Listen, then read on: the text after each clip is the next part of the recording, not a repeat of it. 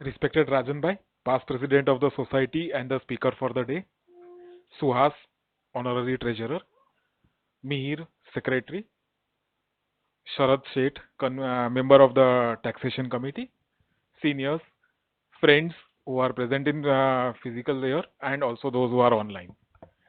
It gives me a great privilege to welcome each one of you for this lecture meeting today on recent important decisions on income tax.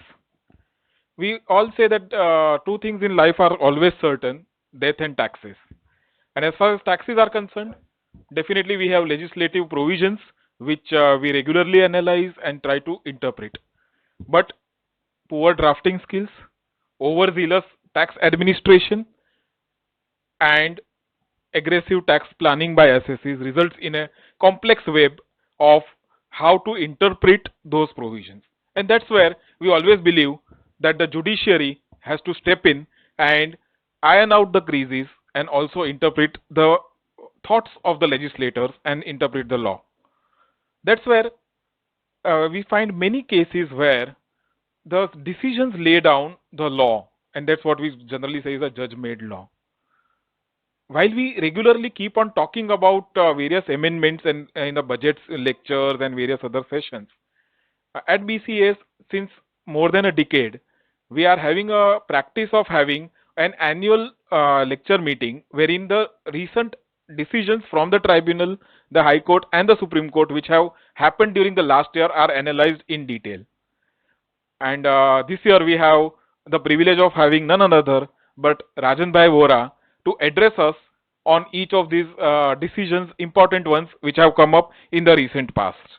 He will take us through the various intricacies and the facts and the final views of those decisions and the reasonings for that.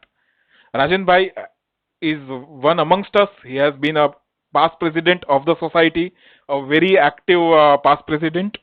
He heads the direct tax litigation practice at Ernst& Young and is presently based in Mumbai. Has a deep experience of more than 38 years in litigation at various forums like the Appellate Tribunal and the Authority for Advance Rulings. And of course, he is into advisory services on the direct tax front, including transfer pricing and international tax issues.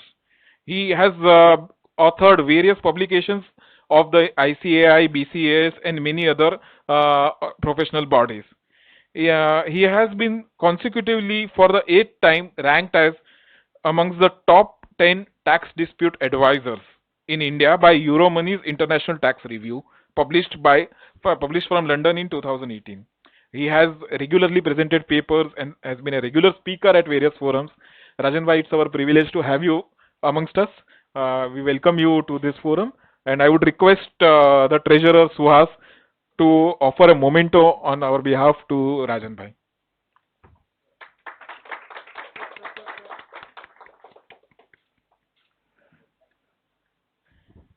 Rajan Bhai.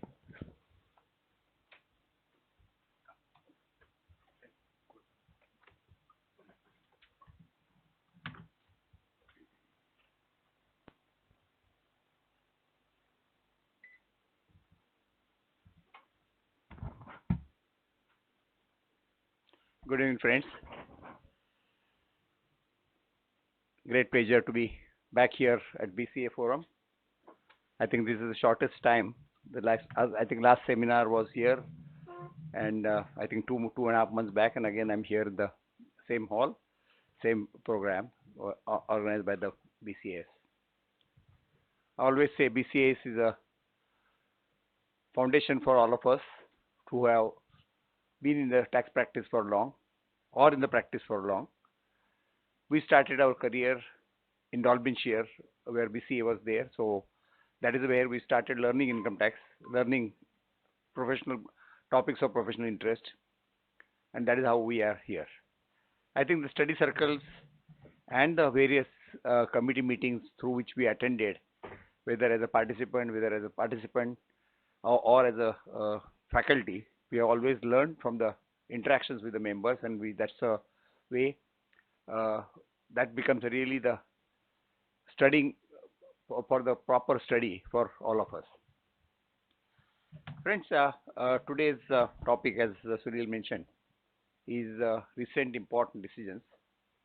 So there are always is a challenge to decide what to select, what not to select, and particularly the latest decisions which are of general importance, we need to select.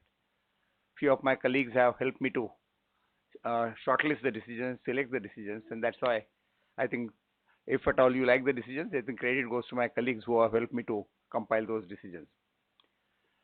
Uh, we have tried to select some of the latest decisions on various topics, right from starting from we'll see that 80IC, which is Supreme Court decision, then we have something 68, which is Supreme Court, and there are various other High Court decisions which are critical decisions, and we need to analyze the implications of this. I think more than studying the decisions, we need to see the implications or fallouts of those decisions, which will be useful for all of us. So you will find that there are these some of the decisions we have tried to cover. So it depends on the time. I think we have about 1 hour, 15 minutes or 20 minutes. We'll try to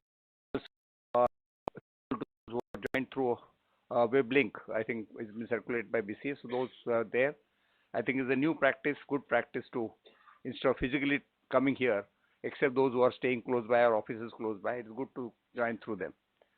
So many times from our office we have webcast, and we find that that is far more better connected than going and addressing any meetings. And I always take it as a privilege. So average attendance for our webcast, which we do it from, there is between 500 to 1,000. So that's the way the transformation has happened in technology to reach out to the people, and that becomes a very, very useful for communicating or reaching out to our or knowledge or sharing of thoughts, which becomes easier. And I think with that, BC also has now taken big lead, and good to see that this is what is also being live telecast, what we call it, has been happening. So we'll just try to analyze the various decisions which are important decisions. The first decision is of the Supreme Court, and it has a number of important issues to be considered. Now, those who are familiar with the deductions under 80IC versus normal deductions which are available, we need to see the importance of this. As we're aware, for new industry undertaking, some time back till it was sunset clause was brought in, was entitled for deduction for setting up a new industry undertaking. Originally it was new industry undertaking, then 80IA, IB, so that where those sections were there. And post that, then was section 80IC for setting up units in certain completely backward area like Baddi and all those cases, Uttarachal and various other locations. And the question came up as to, those who are familiar with that provisions will notice the deduction is available for first 5 years at 100%. The next 5 years is at 25 or 30%, which is what is there. But there is a peculiar provision in 80IC, is the classic provision, which says if you expand the unit, and what is expansion has been defined in the section itself, more than 50% of your existing assets, then you will be treated as expansion and you will be eligible for additional deduction of 5 years. This is not the provision which were there in 80IA or 80IB, neither in section 10A. This is a peculiar provision, 10A, 10B, this is a peculiar provision only in 80IC. That too because it is in a backward area, which is remote areas. Therefore, this was special concession granted by them. So the issue always used to be there as to when we entitled to deduction, if you set up a unit, you are entitled for first 5 years, 100%, there is no dispute about it. Second 5 years, it is only 25 or 30%. But in between, suppose 6th year, let's say you expand the unit in 6th year and make it 50% addition to the capacity, then whether you will be able to get 100% of that 50% which is expanded unit, or you will get on the entire profits of the entire old plus new unit. Am I clear? Because the issue or dispute was deduction, extension of deduction, will it be entitled to for the entire profits of undertaking and not necessarily substantial expanded unit. So therefore, that is the crucial aspect. High courts had taken a view most of the high courts were in favor of the taxpayer to say that the moment you satisfy the condition of expansion of 50%, then you will be able to get 100% on the expanded profits of the undertaking, or of the entire undertaking. That was the wording. Matter went to the Supreme Court, classic binders case, so which is the famous case, certainly shook up the everybody's conscience as to what is to be done. And the important observations which I'll read out a little later, but point is there they took a view, no, this is not possible. You can get 100% for first unit. Expansion you will not be able to get unless you treat this as a new industrial undertaking for the unit which you have formed. So they said first unit you will get 100%, then 25 or 30%. But second unit which you are forming under expansion should be independent separate unit, or it should satisfy the test of new industry undertaking. If you don't do that, then you will not be eligible to get the deduction of extended division.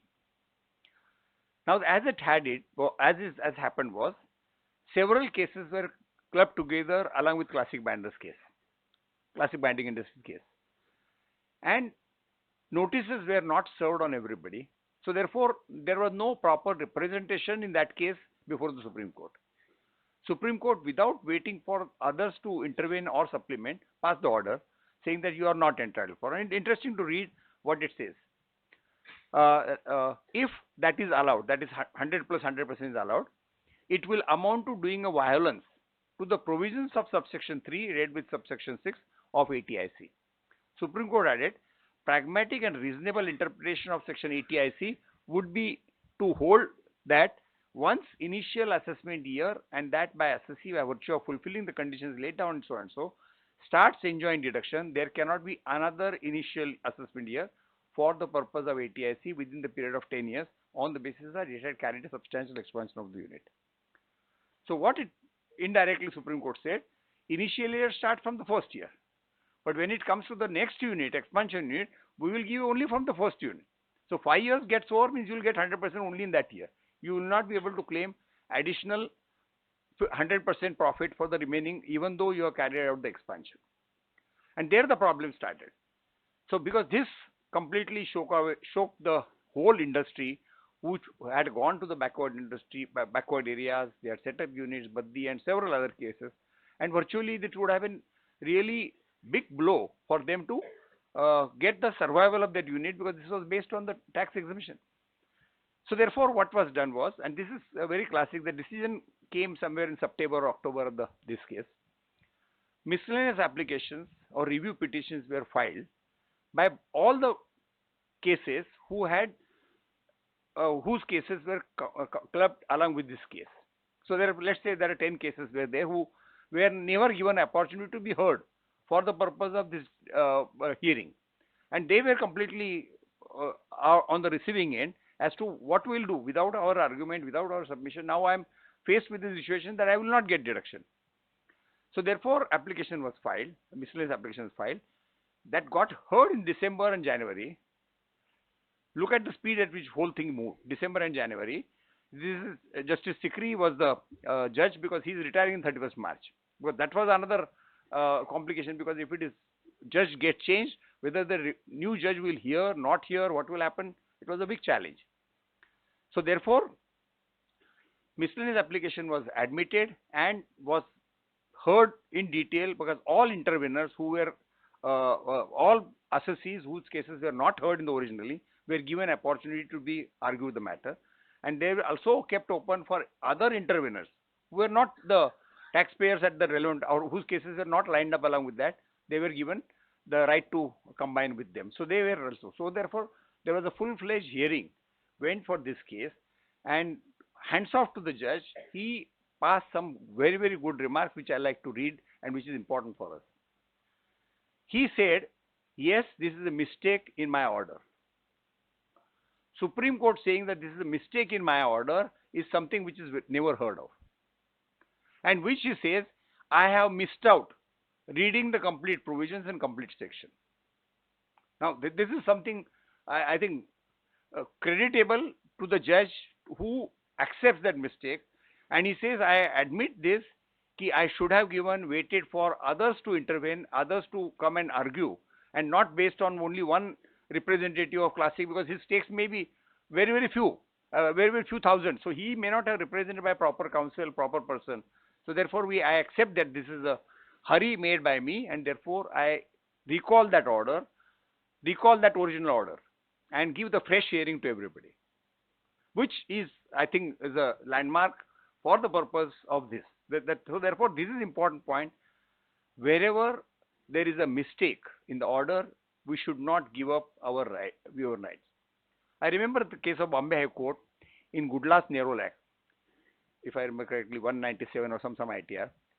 There is a one paragraph in the last, they have said that mistake. So they said, perpetuating the mistake is not heroism, and therefore it is the duty of the judges to rectify that.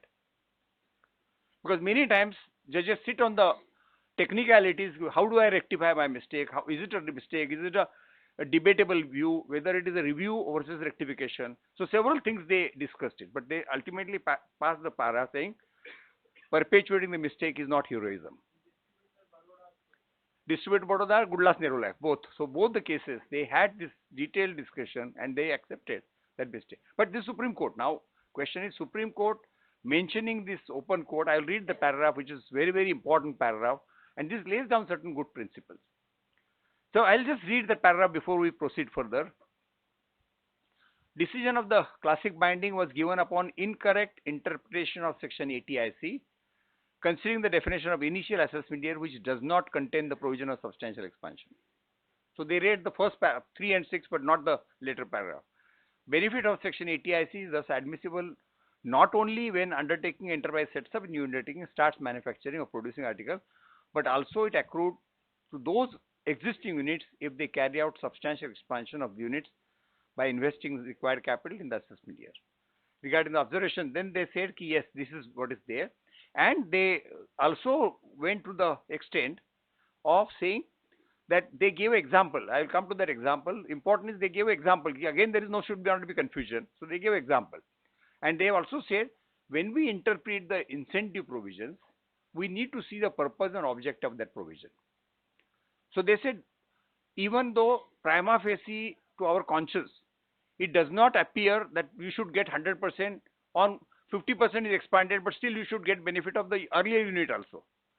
They said, yes, that could be the legislative intent. And they have gone to the extent of saying that this could be legislative intent for compensating somebody to go and set up unit in a backward area.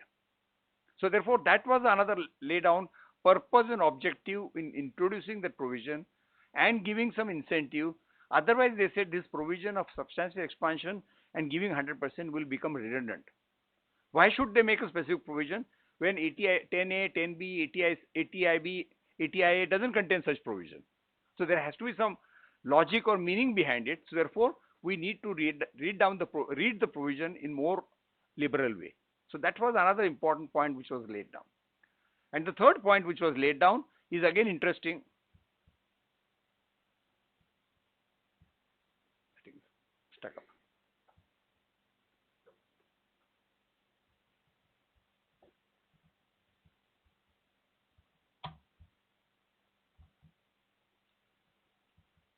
Yeah, okay, thank you. So take another case which complexity they understood, because that some of the cases must have come to the complexities. And let's say that you are not expanded on 5th year, you expand on 8th year. So 6th and 7th year, there is no expansion. Expansion happened in 8th year. So first 5 years you will get 100%, next year gets 25%, 8th year you expanded, which satisfies the condition. So they said 8th, 9th and 10th year, for 3 years we will get 100% again of the entire profits. Look at the way they have interpreted the whole provision to give meaning to the objective of the or purpose of this provision, what was brought in. And that's why this is the example. This is given in the decision itself, and those who are handling some of the incentive cases or incentives under income tax cases, this is the classic case which need to be read. Read first classic binding case and then read this case. I think gives a good dimension to the whole matter. I think therefore I always I felt that this is really hands off to the judge who has done this, because conscience, if you ask me, If somebody comes and asks me, will I be entitled for 100% and again 100% for next 5 years? We'd say, no, how can it be? But when we look at the whole scheme, whole purpose, we need to be, gives a different dimension to it. So always, those who are like Ashok Sharma, who are regularly doing this, there are 2 or 3 decisions which we felt were completely wrong. What we need to do is we need to be courageous enough, and we have to patience to drag it to the logical end. And then we find that we get the relief at some end of the tunnel, you get some relief. And that famous cases of ATHSC or for 115JB, there are several cases, which cases completely some tribunal given favorable, High Court was completely against, and Supreme Court reversed the High Court decision. So there are several examples. What I'm saying is you need to be passionate about your conviction and take it forward to the logical end, you will get the result. Someday you will see the end of the tunnel, you will find the light and you will get the result. And this is exactly the case of classic banding. Therefore, this I put the first case only for that purpose. This is important for several angles, and therefore we should be keeping this mind everything. Now this is one Supreme Court we saw, which was incentive provision. Now let's see another Supreme Court decision of March 2019, as fresh as week back or 10 days back. Again, shaking our all conscience. Again, but other extreme. Now, how far correct, not correct, or is in the facts of the case it is bad, we need to consider. It's important to know because this is going to have far-reaching impact on applicability of Section 68 cases. All 68, applicability of 68 will have far-reaching importance. Now, let's see the facts. It was a company which has a share capital. There has been shares have been issued at a substantial premium, and monies were received from the various shareholders.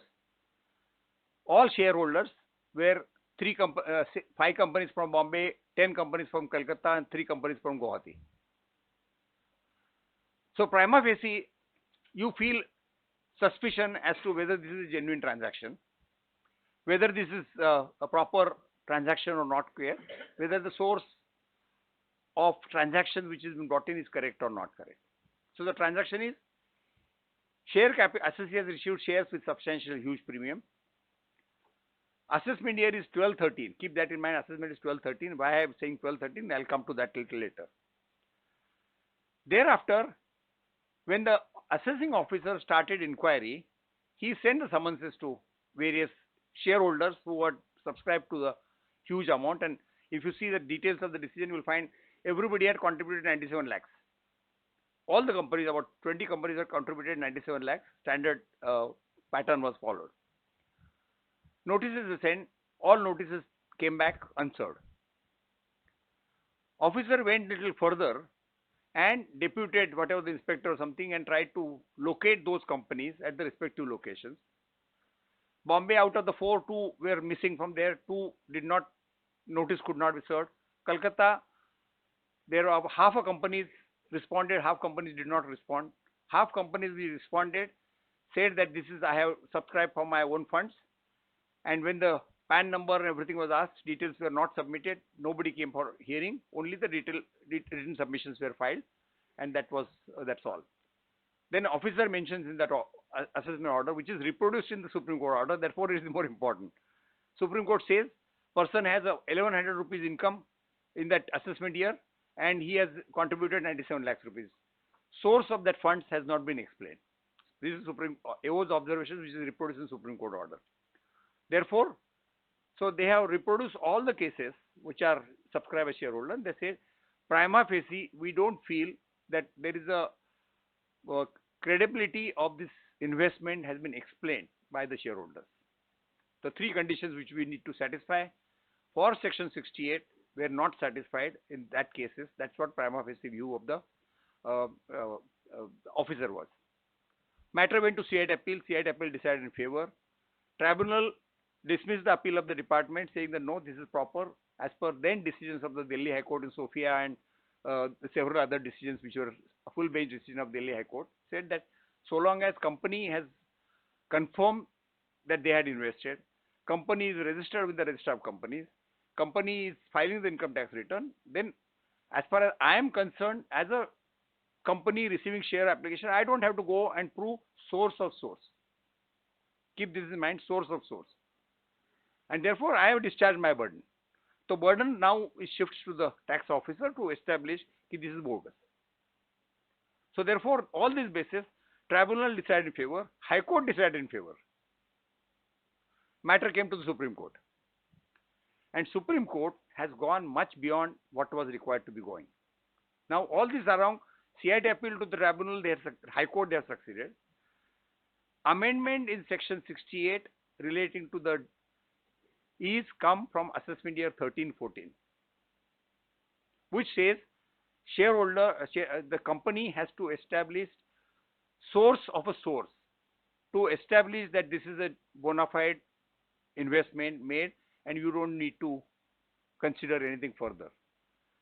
Supreme Court, without referring to that amendment, without referring to anything else, has gone ahead and said, looking to the fact pattern, looking to everything, non-cooperation from the taxpayer, therefore we hold that these are all bogus shareholders.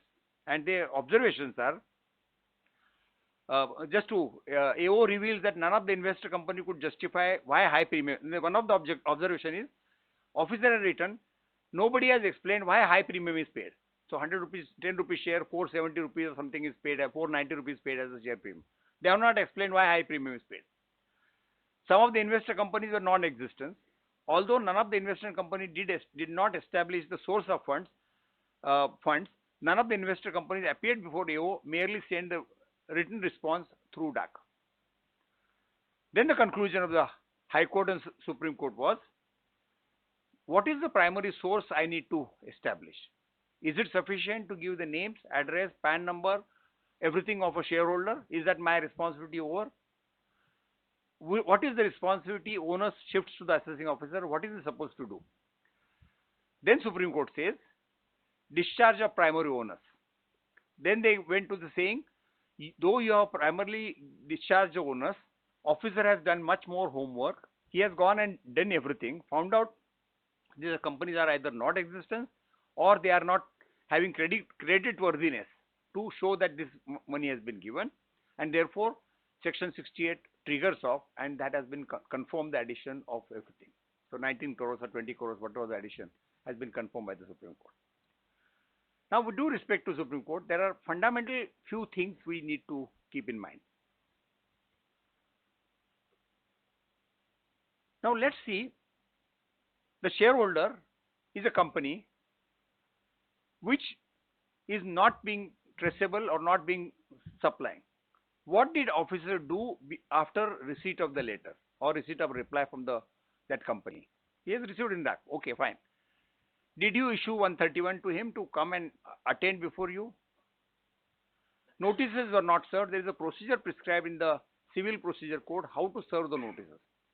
If somebody is not able to get the notice, because if it happens after 10 years after the assessment or 6 years after the original filing of return, if it is not traceable, then question is, what do we do? How do we proceed to get the person on the job, or how to serve the notice?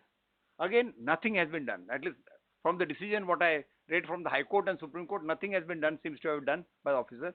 Officer stopped at the first stage. Officer only says, there is no, only Tapal has been come, through DAC only has come, nobody has come to attend before me. But if it is so, then what? Assessee company not traceable on the address given. Okay, did you go to the registrar of companies? Did you find out from registrar of companies whether the company is there in the registrar, not registrar? What did you do further? Now, company's balance sheet. Did you check the balance sheet? You can go from the company's website and get the company's balance sheet. What did you do? Where the funds have come from? Is the primary responsibility, which is onus, which is shifted on assessing officer, was it discharged by him? According to me, at least reading this judgment, it seems to be, with due respect to Supreme Court, has gone completely on the prejudice mind. And the observations, which is dangerous, is the observations of the Supreme Court, and which I'll see whether it is there or not there, but that need to be looked into. I think that is what is a very and which all of us need to be very, very careful, because this is going to be creating lots of difficulty for all of us. Now I'll just read the Supreme Court observations.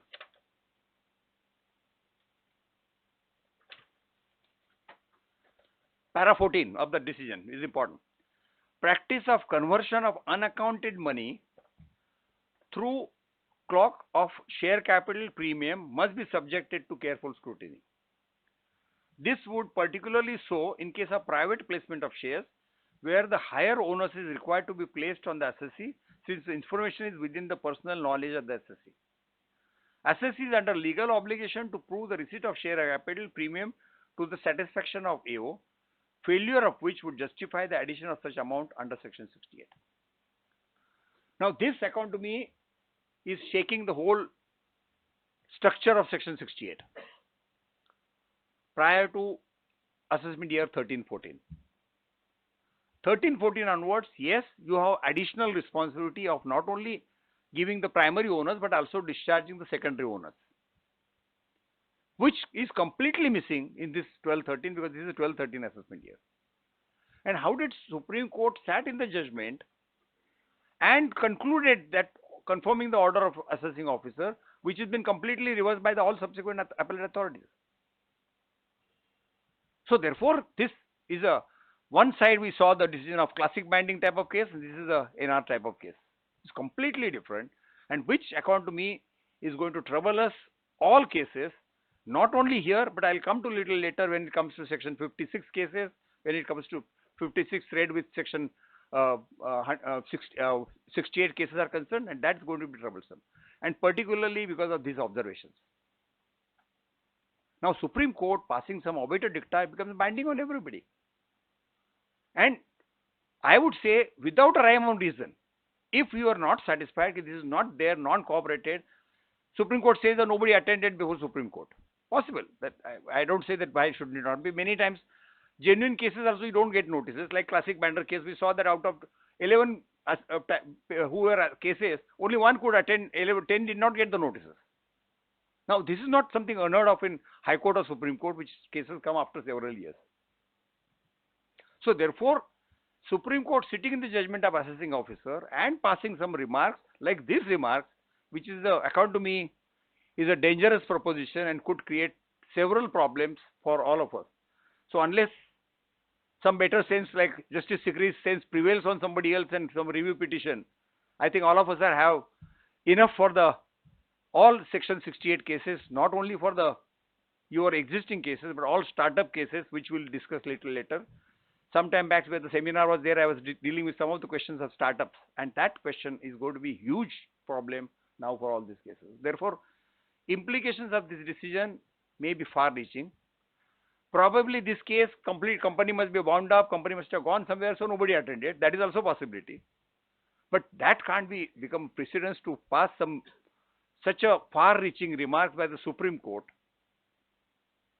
and giving this tool in the hands of taxpayers. And I was talking to Sunil some time back. When you get some observations like this, what happens is a spiral binding effect in all tax offices. I'll give one example. Supreme Court, in 2 days back, you must have seen the Economic Times article, which is flashing some Supreme Court decision. Supreme Court said that stay of order should not be granted indefinitely, and there has to be reasonable time within which stay should get vacated and matter must proceed. Now, without reading anybody's judgment, rightly, wrongly, CBDT issued instructions to all the officers. Please go back to the tribunal and file withdrawal of stay granted by the tribunals. Now, funniest part is further. This is a starting point. So, instructions are given on the basis of somebody must have originated this, somebody must have thought this is a very important decision of Supreme Court. Let's apply it and use it for vacating all stays granted by the tribunal. Now, what is the decision? So, I started getting frantic calls from so many people because I go to the tribunal every day. So, they ask me, what happened now? All these cases, stay has been granted, matters are not decided. Will all stay be vacated? We'll have to pay before 31st March because now hanging sword is 31st March. So, we analyzed, we saw the decision. Decision is of July 2018. Again, not of this type of decision. What is decision? Is again the IPC case against one politician.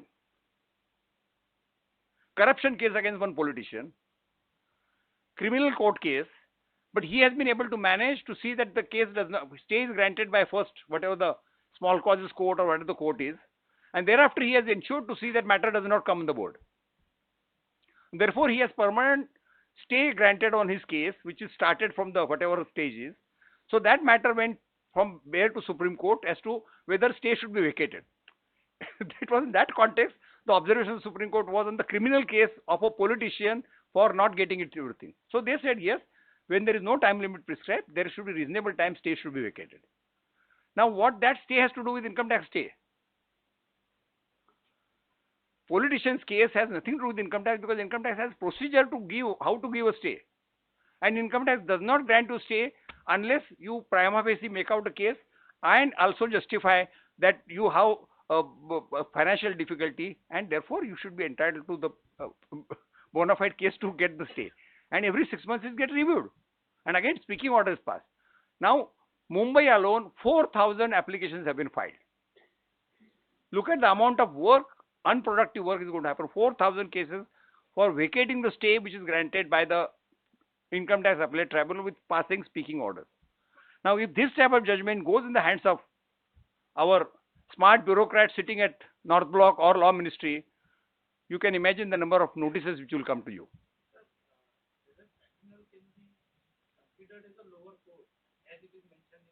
Absolutely. Absolutely. And very right what Mayur Bhai mentioned. First of all, Tribunal Income Tax Act has its code by itself for grant of stay. Again, Tribunal is not the code to grant a stay on operation of any orders. Tribunal can go only stay on recovery of demand. That's the difference. Stay on the operation of order. If you want to get a stay on anybody's assessing officer's order because it is perverse, it is something wrong, Tribunal can't give that. You have to go to the High Court to get a stay on that order. As Mayur rightly said, Tribunal has no authority. But who reads in the ministry? Nobody reads. They want to show that we are doing work. Flash the news in Economic Times, send 4,000 notices in Bombay alone. I do not know, I have not kept track of how many all India notices have been issued. Because I got more than 100 calls from our different offices. That's why I was more awakened to see the decision, what is the decision is. So this is what happens. And this type of decision, now classic binding cases will not go to everybody else. The decision which is favorable will not get circulated. But classic binding, earlier decision was circulated. We have at least 10 263 notices after Supreme Court decision, this is to be withdrawn. And all orders have been passed before this decision came. Now we have to go back and get it reversed because the Supreme Court has reversed this order. So this is how whole machinery functions, government machinery functions, and this is what exactly is going to happen. My worry is this decision, NR, whatever the decision is, getting circulated, and department starts left, right, and center for all cases. And what we'll do for this, I only say enough work for all of us to in the practice. So this is as far as the NR. It's very interesting. All of you should read this decision. I think every case, wherever it is, whether it's share capital, whether it is a deposit, whether it is a sundry creditor, anything which is continuing in your balance sheet, you'll have this query received from the tax office to explain not only source but source and source also, and establish. And if person doesn't appear who has deposited or something, you are in the trouble. So therefore, be ready for the this long battle to start with. Now, third decision, I think good decision, is Lion Bridge Technologies Bombay High Court decision. Slightly different than normal decision. Now, read the facts of this case. This is an important case. Normally, as you are aware, that normal time barring that was at the relevant point of time, 31st March 2014. Tax officer is foreign company, so tax officer made the, because that can be made either you can make adjustment if it is international transaction or transfer pricing, you have to go through the proper process. So as per that process, he had to pass an order before 31st March. If he was to make a draft order, then he has to communicate, then other assessee gets right to go to DRP or CIT appeal, depends on the right he chooses. He passed so-called final order, but it was not a final order, it was a draft order. He realized the mistake after 31st of March. and he passed the corrigendum to that order in the April. The question was, now the corrigendum is passed in April, so there is no order passed of draft order before 31st March, whether that can survive. And Bombay High Court said no, it cannot survive, because once you have missed the bus of passing the order, which is not done, that's all. You made a mistake. You can't rectify the time and say that this order should be treated as a substitution of order passed by me on 12th of March, and therefore is a corrigendum to that order, therefore you allow me to pass this order. They said no. This is not the order which we can rectify. You have made a mistake. Instead of calling this the draft order, you called it final order, and now you are rectifying it as a draft order, which is not permissible. Therefore, this order is bad in law. So therefore, we get sometimes good decisions like this also, and we are able to proceed further. Another decision, again, stay of demand, I think is interesting decision. So therefore, need to be read carefully. Those whoever wants to fight for the stay of demands. Now, this is the case of Vodafone. Maximum number of litigations must be in the Vodafone's name in the all over India. So at least rightly, wrongly, they have been targeted. I am not saying whatever they have fight with the government, because of which every case of theirs goes in the High Court or Supreme Court. So it doesn't stop at the any lower level. So this is the case. The tax Vodafone, this had a refund due of almost 5,000 crores. As per their returns, they had a refund of 5,000 crores. They have been pursuing for refunds, and refunds were not getting granted. So what is the way out? So you have to pursue the officer, tell him my order has to be passed, I am entitled for refund. You don't pass the order, you find some excuse and delay the whole thing.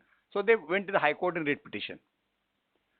Matter came up before the Delhi High Court, and Delhi High Court has passed a detailed order and critical observations by Delhi High Court. What Delhi High Court said in this case is, yes, normally assessing officer is supposed to pass an order within certain time, and if he doesn't select a case for there, he has to start processing for the refund. That's a part one. If your case is selected for scrutiny or a case is selected for the audit, then the extra time will be granted to him. And if there is a likelihood that this case might result in further demand, he has a right to withhold the refund what is due to you. All three aspects they invoked against Vodafone. All three aspects. Some of the years they referred to the audit, special audit under Income Tax Act. Some of the cases they selected for scrutiny, put up a note that this might result in huge demand in the later years. Some of the earlier demands were already there, so on the basis of which they said, look at this, demands will be huge, so therefore we do not want to give. And some of the cases which were due for selection of scrutiny or not scrutiny, they got it deferred for one way or other. On basis of which they pleaded before High Court, I am justified in not issuing the refund. Contrast to several decisions of the Delhi High Court, Bombay High Court, which said that if you are not completing the things within the particular time, you must issue the refund first. You can't sit on the judgment and see that refund I will not grant. Because they will sit on the refund, because suppose as per the return, and which was in this case also, in this particular year there was 5,000 crore refund. So they were pursuing that refund. They said no, because of these three reasons, as per the made out by the assessing officer, you will not be entitled to get the refund. So therefore, disregarding the decisions of Tata Teleservices, Tata Projects, several other cases which are referred in the decision, best of the lawyers appeared, and in spite of that, Delhi High Court has rejected their refund which was due to them for this purpose. So therefore, we cannot be sure that merely because you have refunds due and there are some decisions you have been succeeding getting the refund, you will get in all cases refunds automatically. You have to wait for the long drawn process to get your refunds back.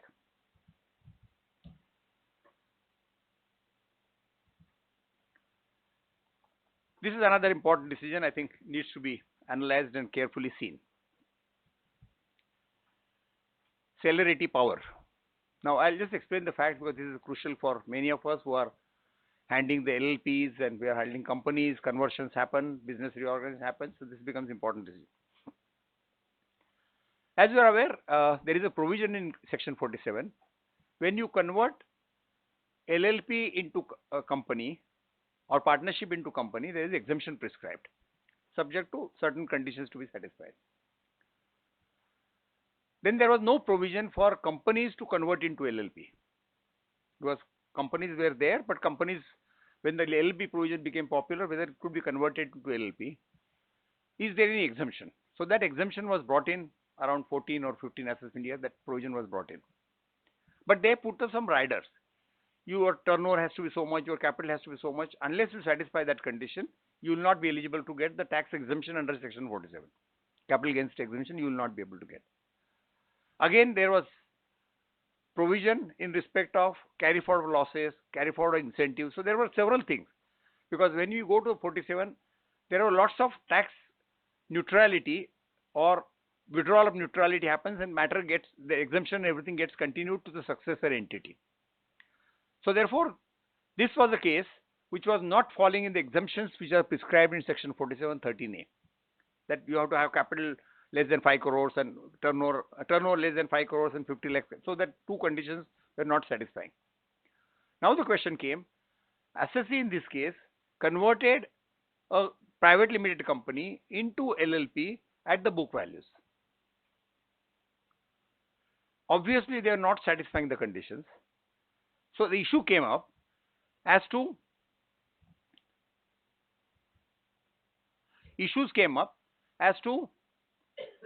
whether it is a transfer.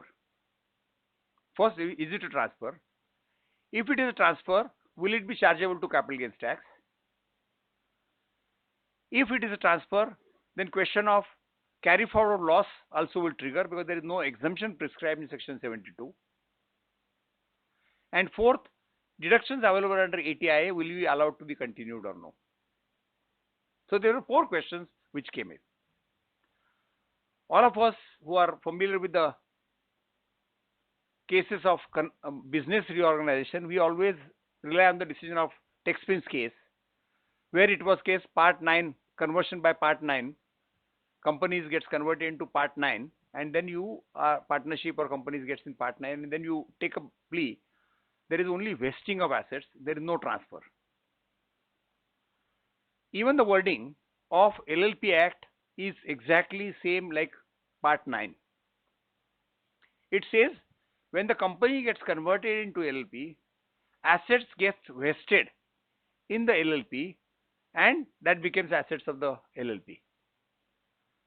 So the analogy or thought process for all these days was, when this company is getting converted into LLP, there is no transfer involved. There is no transferor and transferee, because company today changes its status from a company to LLP. And the same thing was part 9 companies which were doing that.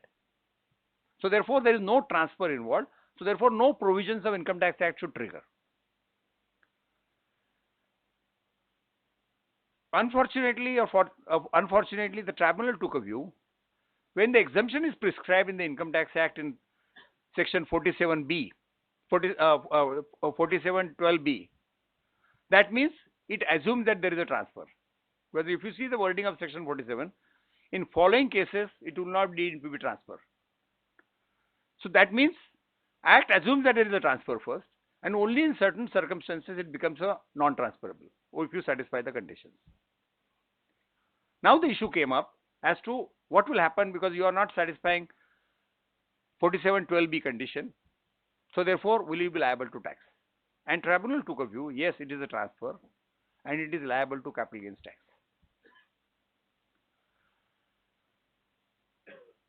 Unfortunately, they didn't have the assets of immovable properties. Otherwise, question would have come whether 50C will trigger and whether assets will have to be deemed to be valued at a market value because there is a transfer. All those consequences of all other sections would have triggered, but fortunately from the facts it looks that there are no immovable properties, so 50C didn't trigger. But the next is losses, because losses exemption is available only to those cases which are covered under exemption under 47. So therefore, since your case is not covered under there, the losses will be lapsed. Losses will not be allowed to be carried forward.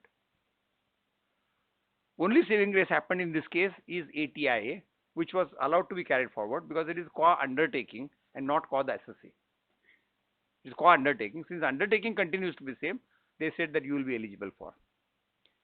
So this again shakes us a lot of our thinking, because we all along we have been saying business reorganization, taxpin is the final word, because taxpin was Bombay High Court approved by the Supreme Court, so everybody treated it as the final word. Now this thinking has started. So again one more tool has got to the department for, and you must have noticed in last 2012 to 2019, hundreds of cases, thousands of, not hundreds is a very, companies, particularly holding companies, investment companies, are converted into LLPs. Big firms have got converted, including our, like EY. EYPL has become EY LLP. Like many, I'm saying many cases. Now, what will have implications of this on all these cases? Only we'll have to wait and see how we prepare ourselves to fight out our cases. So this is another important case which we should keep in mind while considering the business reorganization. So therefore, whatever is not exempt will get triggered as a transfer and we could be liable for all consequences. So therefore, that need to be taken into account. Now, some of the other issues which I think we can quickly run through, but they are important or practical importance, so therefore we have covered it. Now, in interesting facts of this case, house SSC booked in 1981. It sold it in 2005 because building was not getting completed. 81 to 2005, building was not getting completed for 24 years. Till 2011 also building was not completed.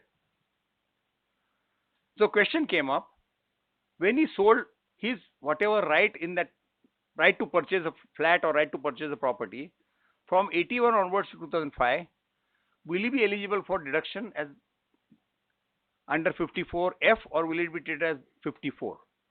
Because 54, as you are all aware, it is eligible for house property deduction. When you sell a house property, residential house, and you reinvest, you get the deduction. But if you don't do anything else but sell capital asset, then it comes under 54F. So the question came up, is right to get a flat, right to get a property, will it amount to 50 capital asset and will it be eligible for 54F? And if we see the decisions, right from decisions of the Tata Services 121 or 122 ITR, all those cases say right to get property, right to get asset is also a valuable right. It is a capital asset eligible for 54F exemption. So therefore, they have said, the reaffirm that 54F exemption is available. Next case is slightly similar to DDA properties, those who are familiar with the DDA property Delhi.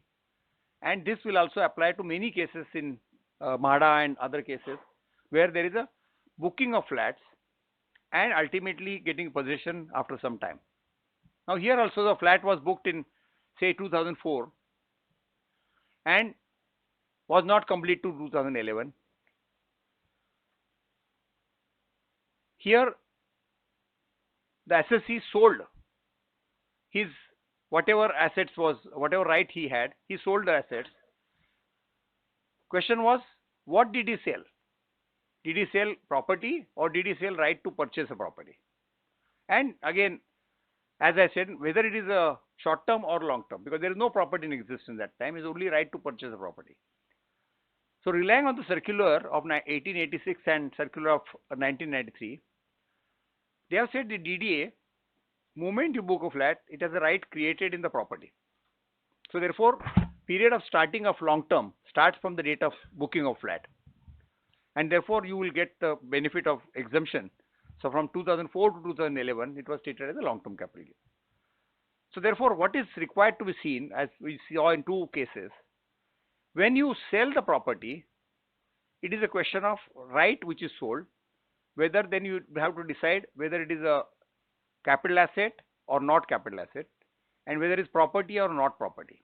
So therefore, different considerations apply for deciding short term, long term, and also which exemptions you will be able to avail, 54, 54F or 54EC, whatever the sections are that you need to consider.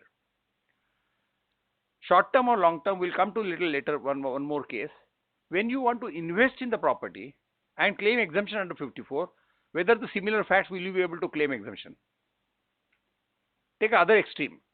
Suppose you have sold the asset, you are invested in the property in 2004, but 2011 you didn't get the property. Can you claim exemption under 54? No, because property is not ready. So therefore, when you have to compare the exemptions, one is short term, long term, other cases getting exemption under 54 or 54F, and what is the dates you have to see. Now this is another case, I think interesting case, is properties agreed to be purchased, agreement to sale was purchased. The assessee could not sell the property, could not complete the deal. So he had to pay liquidated damages and cancel the deal. Whatever agreement to sell, what was done, he had to cancel. So he paid some liquidated damages for getting that contract cancelled or agreement cancelled. He sold that right to somebody else or that property to somebody else. Question was, what is liquidated damages paid? Will it be added to the cost of your value of assets? Because what is allowed is expenditure incurred in connection with the transfer. Now, theoretically, if you see, it is not in connection with the transfer. Transfer is a later stage. Title is cleared much earlier. So it is really improvement of title. But the Delhi High Court has taken a, I think, right view, saying that this is ultimately perfecting title also is for expenditure incurred in connection with. They have said connection has to be given much wider meaning, and therefore that benefit has been granted. Other controversy which used to come, which is the conversion of CCPS, that compulsorily convertible preference shares, or any converting preference shares to equity shares, will it amount to transfer? As we are aware, Anarkali Sarabhai 224 ITR, which said there is a transfer as early as 224 ITR. But post that, view has been slightly changed, and they have come to the conclusion that it is not a transfer, because again there is slight modification where there is compulsorily convertible debentures versus optionally convertible debentures. Unanimity is as far as compulsorily convertible debentures is there. Yes, there is no additional right you are getting, because when you subscribe CCPS, you have agreed to at a certain price to get the equity shares. So therefore, there is a definite commitment made by you right at the beginning. So therefore, there is no transfer. But what will happen in optionally convertible, or at a later case decision is passed or resolution is passed, could be different view. But as of that, I think this is there. But fortunately for us, amendment has been made in 4710B, which says now conversion of a preference shares into equity shares is not transfer. So they don't go into optionally convertible, non-optionally convertible. Everything has been kept open, and that has been now made clear. So that is, to a certain extent, is a beneficial provision. We'll run through a little faster because I want to concentrate on section 68 and this cases of section 56 to 10. I'll come to that. First is trademark goodwill. The important point to be noted here is, this was a famous case of those who are familiar, Bisleri selling their thumbs up and all other to Coca-Cola. And question was, with arm's length transaction, they paid very little to goodwill. They paid higher amount to brand and other rights, value, manufacturing rights, everything. So there was a mismatch in the price at which it is paid. Suppose goodwill is 1 crore, they paid 20 crores for the brand and some other crores for the for other manufacturing rights or something like that. The question was, assessing officer said, because goodwill was taxable, you have taken larger amount in brand. Therefore, I want to recalculate your transaction or restate your transaction and increase more to the goodwill. Court said it is an arm's length transaction, unrelated parties. You can't redefine or rewrite the agreement, and therefore what is there in the agreement you have to interpret and proceed on that basis. Unless there is some fraud or collusion has been found, which he says it cannot be one Indian company, one Coca-Cola type of multinational company, there can't be anything similar to that, and therefore they said you can't do this and it is taxable. Similar view has been taken by Bombay High Court also in their other group cases, Bisleri group of cases, some other cases, but same view Bombay High Court also has taken that view. Next is no FMV for substitution of tenancy rights. I think all of us are clear. tenancy rights is a cost is nil. So therefore, question of FMB getting substituted 81 or whatever 2001 does not come in. The point which I wanted to for all of us to consider is now the tenancies are transferable tenancies. Will that be this principle will change after the tenancies are like commercial properties? There is a transferable tenancy. So therefore, will that whole thinking that tenancy rights is a nil cost, will it change? If I have paid some price, will I be able to substitute price on 2001 or whatever that later decision? That's the point I think we need to keep in mind and build up our cases to get some benefit of that. Then other important point, yeah, again is question of we have seen compensation paid for getting the increase in the cost for improving title was held to be cost.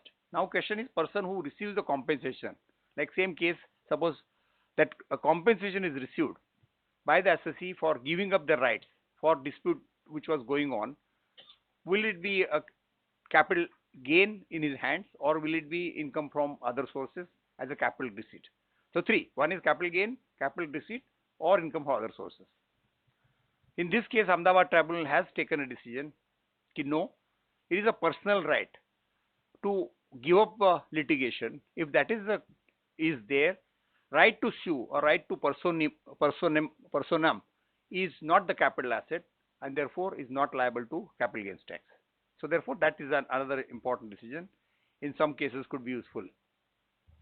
Now let's come to very interesting few cases, and I think that will particularly with NR's case of Supreme Court, we need to go with very, very cautiously in each of these cases. Now let's consider simple cases first. Ambi Valley's case, those who have studied 565 pages decision, interesting case, I think worth reading. Those who want to study about the section 56, they want to read about 28, I think this is a good case for learning. I'll explain the facts. Ambi Valley had a subsidiary. Subsidiary had several SPVs under that subsidiary. The Ambi Valley subsidiary got merged in the holding company, because of which all subsidiary companies which were under that company, SPV is what we call it, became shareholders, that main Ambi Valley became a shareholder of all those companies. While doing that, they did at a market value, because even though the subsidiary company was holding shares in all this, but it had substantial values. So that valuation, it was transferred at a valuation which was, say, let's say 5,000 crores more than what was in the book value. The question came up whether this consideration which is received on amalgamation, will it get triggered in section 56 to 7A? Now, when we go to section 56, we need to see which section was applicable to you and which section was applicable to particular certain number of years, because there has been several changes. First 56 to 7, then 7A, 7B, then now has come 56 to 10. So therefore, you need to see which year you fall in. Now this transaction was in assessment year 12-13.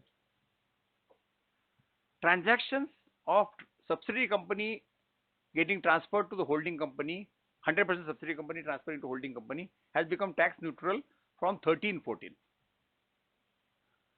Prior to that also, view was expressed that yes, it is exempt even earlier for a reason.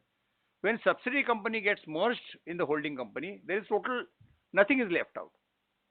There is no third shareholder because subsidiary companies got merged in the holding company. So there is no shares being issued to anybody else. Am I clear? When there are amalgamation or merger takes place, there are suppose outside shareholders, they will get something. So one of the condition is shareholders must get become shareholder of a main company. Here it was getting completely wiped out, and all those subsidiary companies have become SPVs have become investment for the purpose of main company. The argument of the department was, since the companies have ceased to exist, the main company has ceased to exist, no shares are allotted to you, therefore this amounts to transfer within the meaning of section 5627A at a market value, which is about 4 or 5,000 crores. Fortunately, there have been number of decisions on this point, including Bombay Tribunal, Bombay High Court, several cases, AR, a lot of decisions were there. Simple reorganization by amalgamation or demerger can't be said to be transfer for the purpose of section 56. And on that basis, that in spite of, because the quantum was large, order was also large, but the order has been passed, detailed order has been passed, saying that this is not liable to. One more support they got from the amendment in 1314, saying that if there are subsidiary company getting merged in the holding company, there no shares are getting allotted, so such transaction will not be treated as non-compliant. So that clarificatory, they said this amendment is only clarificatory to avoid any hardship which is happened in present case, therefore should not be there. Department also tried to invoke section 28, saying that this is a incidental benefit you got because of revaluation, therefore that should be taxed under 28(4). That also has been brushed aside, that has also been negated by the Mumbai Delhi Tribunal. So therefore, good decision to understand and read the decision. So this is as far as the amalgamation is concerned. Now let's take a case of section 56, and particularly Roman 10 now will get more triggered compared to earlier 7, now it is 10. Now take a standard type of cases, and we'll try to analyze in 2 or 3 cases which could have some different meaning. Let's take a normal company. It issues right shares. On those right shares, all shareholders don't subscribe. Suppose there are 5 shareholders, 4 shareholders don't subscribe, only 5th shareholder subscribes. Whether and value of shares, though it is issued at 10 rupees, face value or what, 100 rupees, market value is say 500 rupees. Question is there any gift made by 4 shareholders in favor of a 5th shareholder who has subscribed, others have not subscribed? Is it a deemed gift under 5627 now and under 10 now? The Mumbai Tribunal, earlier in case of Sudhir Menon, has laid down certain principles following Khode Distilleries case of Supreme Court in 306 ITR or something, 306 ITR. You will find this decision in this case. There they have said, what is non-subscribing of your right to shares, is it a transfer? I had right to subscribe shares, but I did not subscribe. That does not mean that I have gifted to my right to somebody else. It is incidentally, because I didn't subscribe, he subscribed larger, he got larger shares. That does not mean that I have transferred anything from my side to the 5th shareholder. So therefore, that was held to be non-transfer and not liable to be transferred. Take a case of bonus shares. They say bonus share also nobody increases value, it is only number of shares have gone up. So therefore, there is again no transfer. So both the principles. Now take a third case, which is a little complex case in the same. Let's take a third dimension of this case. Suppose there is a preferential allotment. Let's take a preferential allotment. And in preferential allotment, it is given only to particular shareholder. What will be the situation? Can the same principle apply to those cases also? Because there is no offer. It is only preferential allotment to a particular shareholder. And let's take a case given lesser than fair market value or higher than market value. Both situations could trigger. If it is lower than value, will there be gift from company to shareholder? And if it is higher value, will it be subsection 7 will trigger up to 2017 will it trigger, and will it become a gift from company to shareholder or shareholder to the company? So that is again an open issue and going to be a big challenge for all the cases of preferential allotments. Because as far as simple cases are concerned, where there is only subscribing or non-subscribing, it does not really make difference because the Supreme Court Code distillery is still there, so that is still good law. But this type of cases is going to be a problem. Now let's see the one more slightly different case. Here, company along with 7 shareholders, 7 other relatives, company had made right issue. Only one subscriber subscribed. The court very nicely analyzed the provision, and which will have implications in subsequent decision when we read. What is the objective of 5627? Is to control that black money is not getting circulated and black money is not getting converted into a form of equity shares via a higher share of premium or anything. So therefore, this is an anti-abuse provision.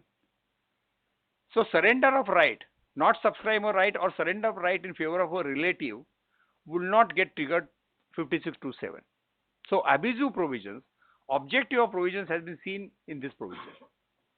And therefore it becomes important for this point of view, this decision as well as next decision of Chennai ITAT, both the decisions have gone to the extent of saying this is to deter generation and use of black money, and therefore it is not justified to invoke provisions where there is excess benefit passed among the shareholders themselves.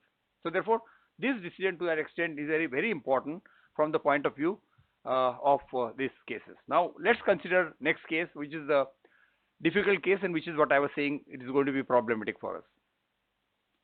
Now this is Bangalore Tribunal case, which also has followed Delhi Tribunal, which is the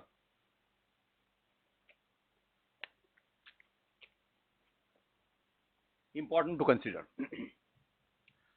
Now I'm not sure how many of you have handled startup cases and how whole startup business functions. Now let's say any startup company, I'll give the little small example because this is crucial. There are 2 decisions which are disturbing quite a lot, so therefore I'm going to deal with for 5 minutes each of each case. Let's say startup has started, he has huge plans for his business, and as all of you are familiar, first 5 years startups only bleed. They never show any value in the balance sheet. But there is a market creation, there is a rights creation, customer base creation. A lot of things happen in that. So I am an investor. I am suppose a foreign investor. I come to you. I am interested in investing in your company. I want to invest in your company. So he says, yes, fine.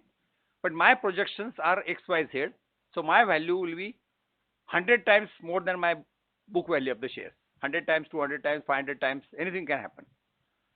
I am a third person. I have no way connected with the startup. But I want to invest in India, looking to long term of 10 years, 15 years, 20 years of this company. So I invest. So there are law says, or RBI says you need to have 2 valuation reports. One is book value, profit earning capacity, and DCF method. And average of the 2 has to be taken for RBI method. When foreign investment is involved, you have to have anything more than that value. Suppose book value here in our case is suppose 10 rupees. DCF value comes to 400 rupees. Average comes to say 250. RBI says so long as you are subscribing more than 250 rupees, we have no objection. Because that's a prime condition for allowing foreign investor to invest. So that part is that satisfied. Now come to the income tax. Now income tax 7 says if you have got the shares at more than the market value, fair market value, then the difference will be treated as income of the company. This is subclause 7.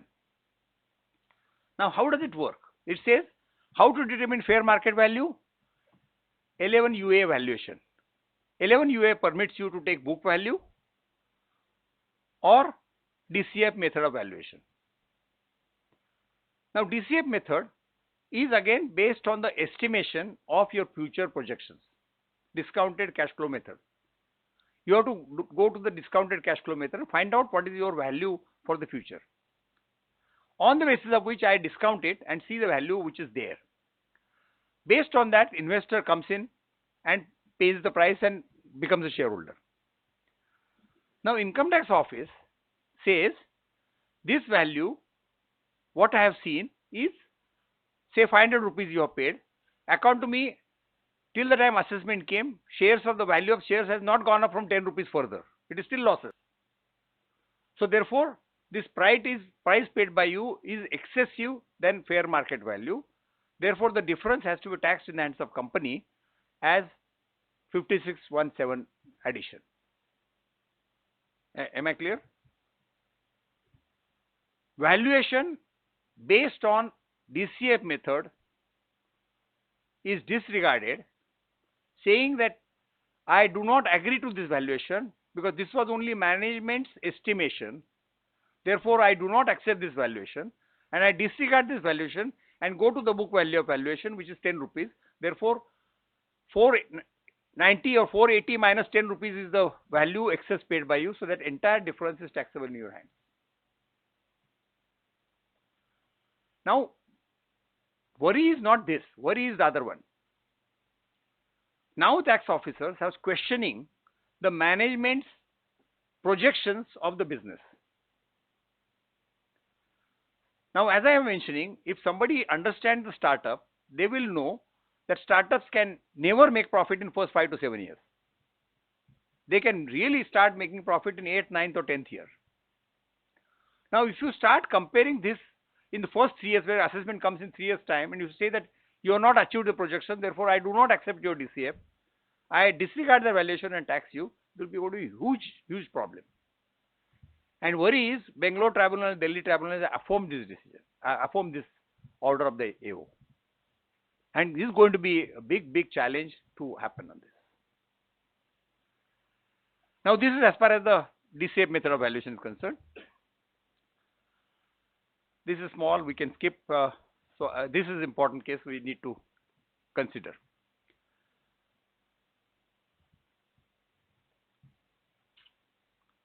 Let's consider this Sunrise Academy Medical Specialist case of Kerala High Court and the Veracity Education Management of Mumbai Tribunal case. Now the same cases, same facts. Kerala High Court matter came up. The two issues were raised. 68 was invoked because they say you are not been able to establish that credit worthiness of the investor. Therefore, it should be liable to tax in the hands of company under section 68. He was able to establish credit worthiness which satisfying the test laid down by the court subject to NR case. Now what will happen in NR case, we have to yet to test it yet. And then they said, okay, if it is not 68, I want to invoke 5627B.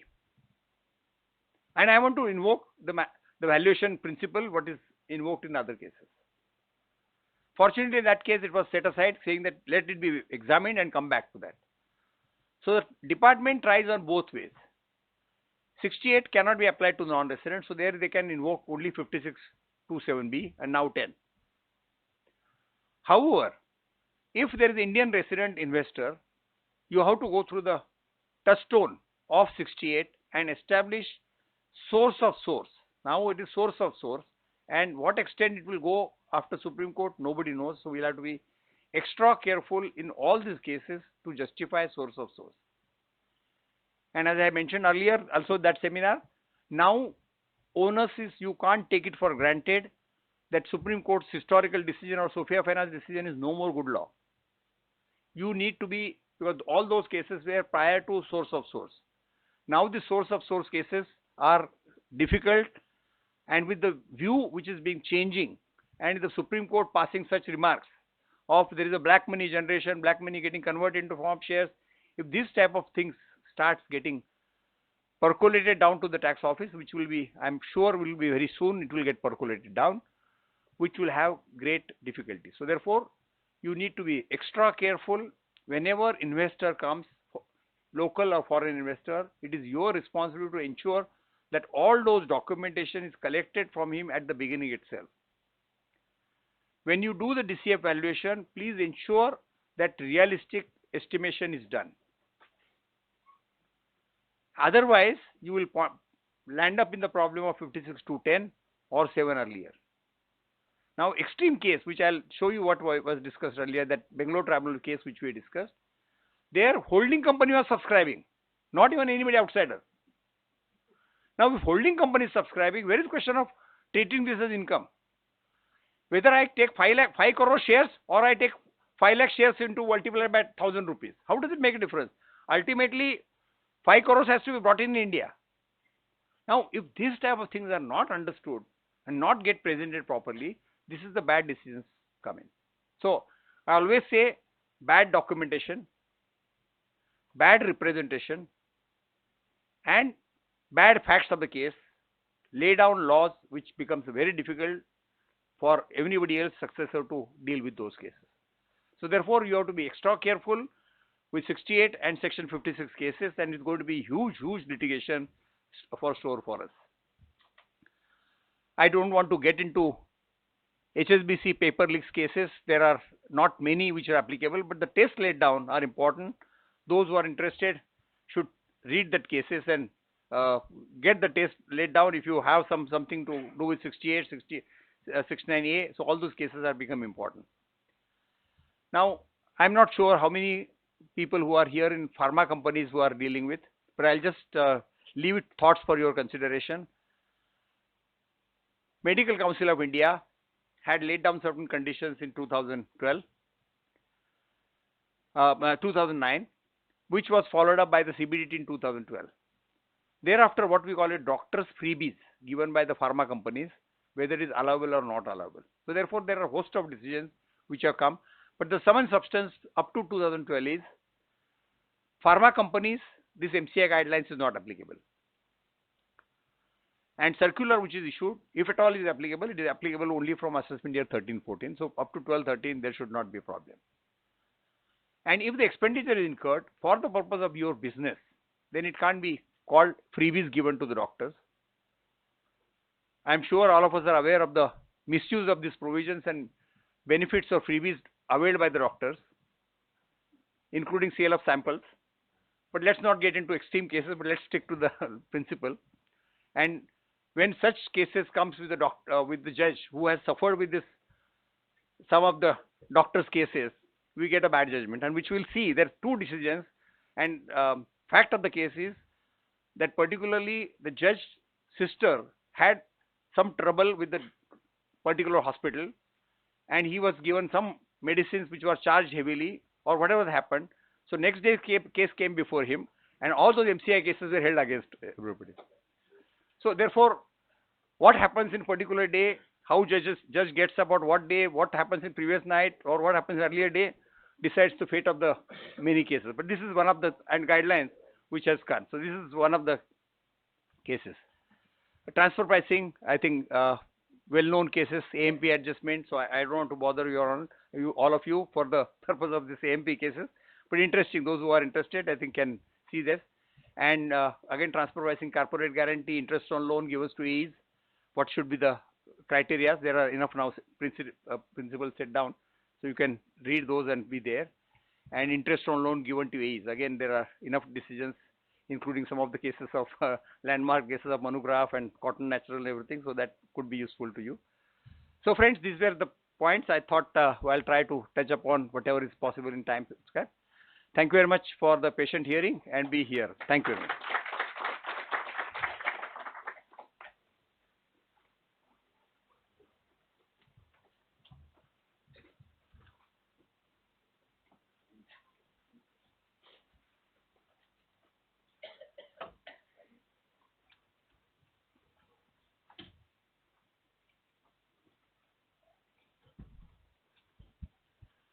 Thank you, Rajan bhai, for a detailed and a lucid analysis of all the recent decisions and your valuable advices and tips on the various issues. We have 5 minutes for questions. Any questions from the audience? We can just quickly take up a couple of questions.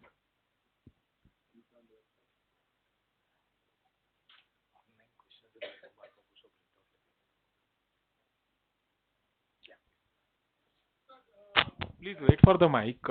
He's just Sir, while addressing the session, you had told us that procedure for the issue of notices covered under CPC. Procedure for the issue of notice is covered under Civil Procedure Code.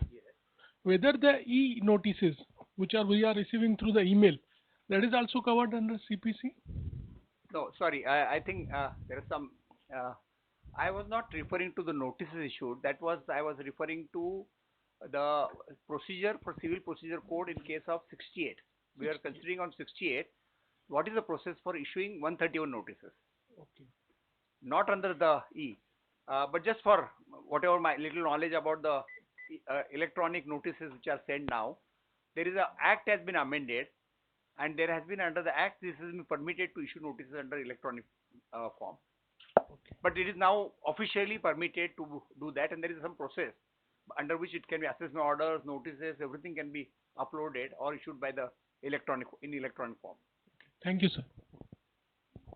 Rajan bhai, those type of cases, long term and short term, right in the property, but after taking the possession, if you sell, like one case I remember, Jaimal Kesha 137 ITD, which has clearly distinguished that right in the property and property are two different assets. So whether long term is to be taken from the date of original agreement or from the date of possession, what is your view? So, Sharma, you are right, absolutely right. That's why I said there is a distinction between the two things. If before possession of the property is taken, then it is right in the property is sold. Therefore, you have to go from the date of original allotment. So therefore, that will be treated as a long term. Yeah, there is no doubt. There's no. Now question comes, a dispute comes, is what you rightly said. If I got a property 10 years down the line after booking, and I sell immediately, whether it will be short term or long term. I think that is the controversy which is surrounding many cases. There are for and against decisions, because what did you sell? What you have sold the property. When did property come in your possession? Only few days back. So therefore it should be treated as short term.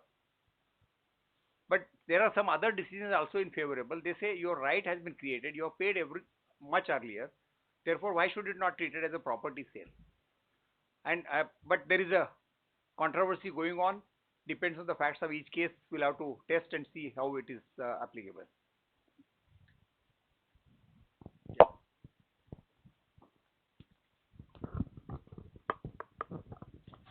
Rajan, I have two questions on the source.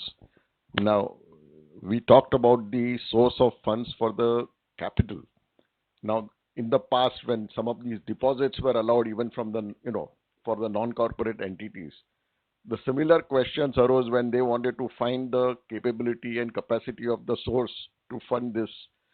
So, firstly, whether it applies to, just like the capital, also applies to the deposits. That is number one. And number two, what is the limit to which this can go from a source to source to source? Because let's say that there is an individual who has funded this. He shows under 131 summons is issued. He goes to the ITO. He presents his passbook. Now in the passbook, he has received some funds from somewhere. Now, can this be extended to? And this is what actually I'm talking about, a personal experience, because then they say that you go and get a confirmation from those people and then get the details so that we will issue a summons also to them. So to what level of source can this be digged upon? So those are the two. No, I think very important question. First of all, the courts had taken a view that Section 68 was not applicable to share capital. That was the view taken, rightly, wrongly, the view was taken. And particularly Sophia and all those cases, they said, moment I give the discharge my primary owners, my responsibility is over. Then you go and catch hold of my investee companies and find out from them whether they have source or not. To catch hold of that, to overcome Sophia and all those decisions, Divine and Sophia, they made a specific amendment from 1314. So therefore, as far as that is concerned, this is applicable from 1314. Comes the question of 68 and deposits.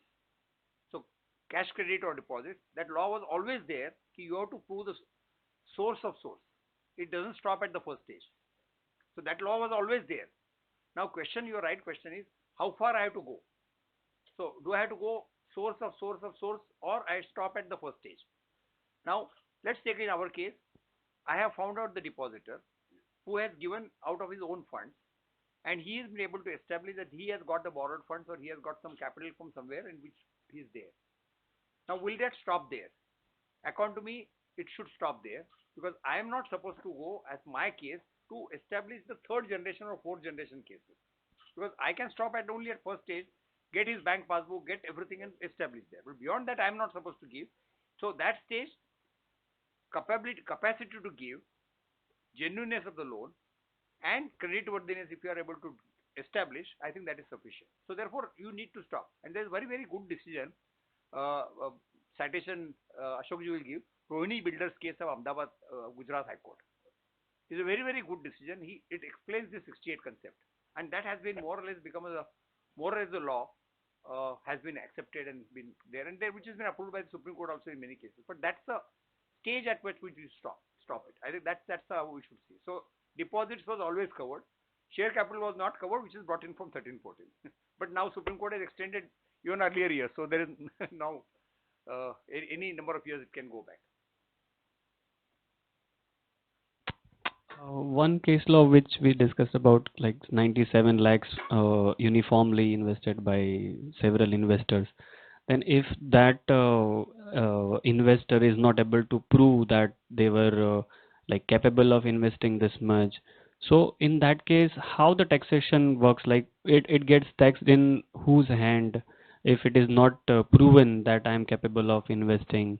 And as you said, ki like government cannot go one step beyond this.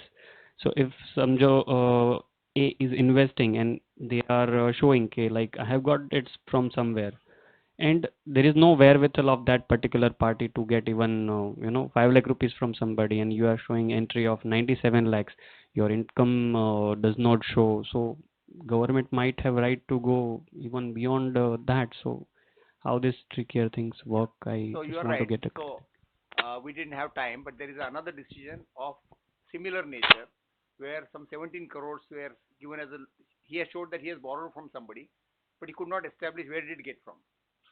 So same transaction, the investee company got some 17 crores. So the court said you are not able to establish your credit worthiness of getting 17 crores. How will you repay if you are invested in shares of some other company? So two questions, as you rightly said. Now, always our view was it cannot be taxed in hands of company in which shares are invested prior to 13-14. Now, with the extension of that 13-14 to earlier years, it can get taxed in hands of company because you are a recipient, you are a beneficiary of that company. So therefore, it will get taxed in your hand first. Now, your question is how long can you go? Yes, you have to establish. Suppose first level I am not able to establish, I have to go to second layer and establish that this is a fund. Suppose large sale of property has happened, that funds have come to some XYZ, who has invested in that company. Then you have to establish to the reasonable extent to say that this is a bona fide transaction and credit worthiness is established. Now there are two things. If company is receiving extra premium beyond its share price, which is allowable, then even company gets taxed. Now the investor, if he is not able to, or they are not able to prove, okay, like this is my established income, if they are getting some money and on which tax is not paid, so even they can get taxed by the income tax department. Not they, only it will tax once, not twice. Because entire amount invested need to be explained, whether share capital or premium. Okay. Ultimately, the total amount invested. Okay. Classification is not relevant. Company in the hands of absolutely possible. That's why the Kerala High Court we referred was only from that point of view. You can get tested under both sections. And startup is the biggest victim. I don't know, they are issuing circulars. I'm not sure how far it's clarified. I'm not very sure. Any more questions? Thank you. No email. There's no question. Thank you, Rajan bhai, for addressing all the questions of the participants. I request the Joint Secretary Mihir to present instant photograph of today's proceedings.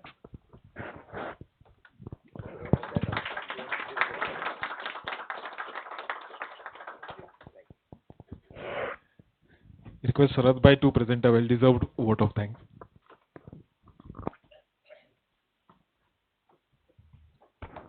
Thank you, Sunil bhai, for this present task. Rajan bhai has given us a background of all the cases which he has dealt in. He has done a threadbare analysis of all the case, as well as he has explained the implications of the all case laws he has discussed. Thank you, Rajan bhai, for sharing your rich knowledge and enriching us, and also sparing your valuable time. I, on behalf of BCA, as well as all members present here, offer a well-deserved vote of thanks and request all of you to carry out with a loud applause. Thank you.